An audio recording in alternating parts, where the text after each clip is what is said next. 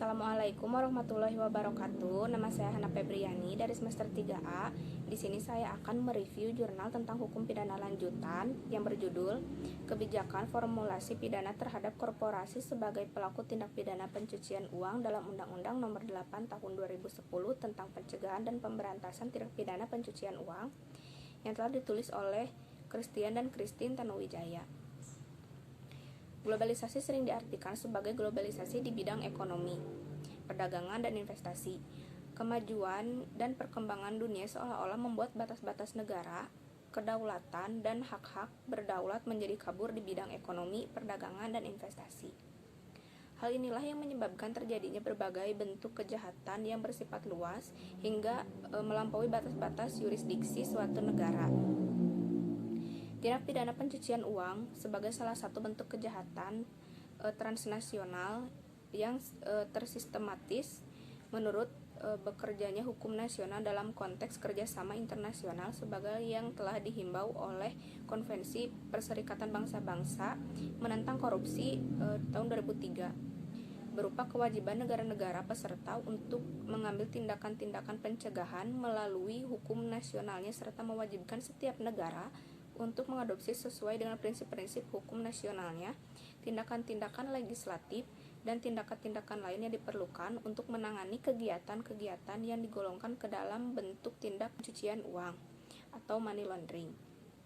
Meskipun Undang-Undang Nomor 8 Tahun 2010 menggantikan undang-undang yang telah ada sebelumnya, namun dalam kenyataannya masih terdapat beberapa ketentuan yang menyimpang dari Kitab Undang-Undang Hukum Pidana sebagai pedoman utamanya. Hal inilah yang dapat menimbulkan masalah yuridis dan kesulitan atau kejanggalan dalam praktik penegakan hukumnya.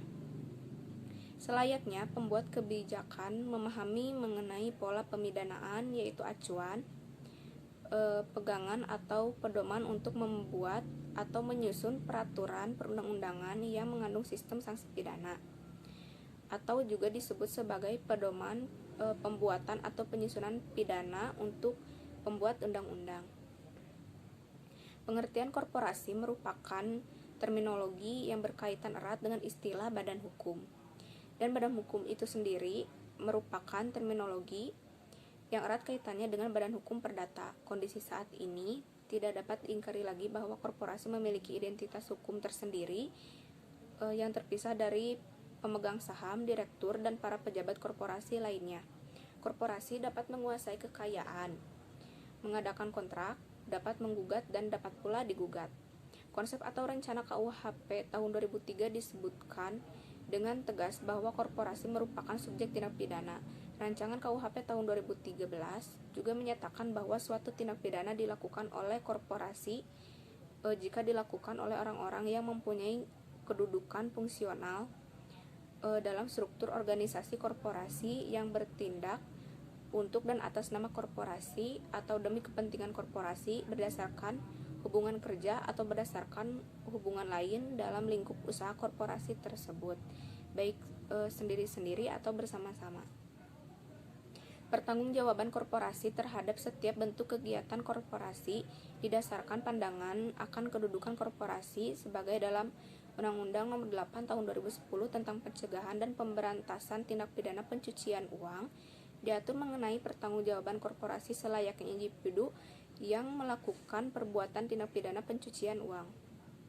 Meskipun dalam formulasinya masih terdapat beberapa kelemahan. Namun demikian perlu disadari bahwa baik dalam Undang-Undang Nomor 8 Tahun 2010 tentang Pencegahan dan Pemberantasan Tindak Pidana Pencucian Uang maupun dalam konsep atau rancangan KUHP tahun 2003, korporasi telah diakui sebagai subjek hukum pidana. Dalam kedua undang-undang ini juga dapat dilihat alternatif sanksi yang dapat dijatuhkan manakala korporasi tidak dapat membayar pidana denda atau sanksi tidak dirumuskan tunggal. Sekian yang dapat saya sampaikan. Wassalamualaikum warahmatullahi wabarakatuh.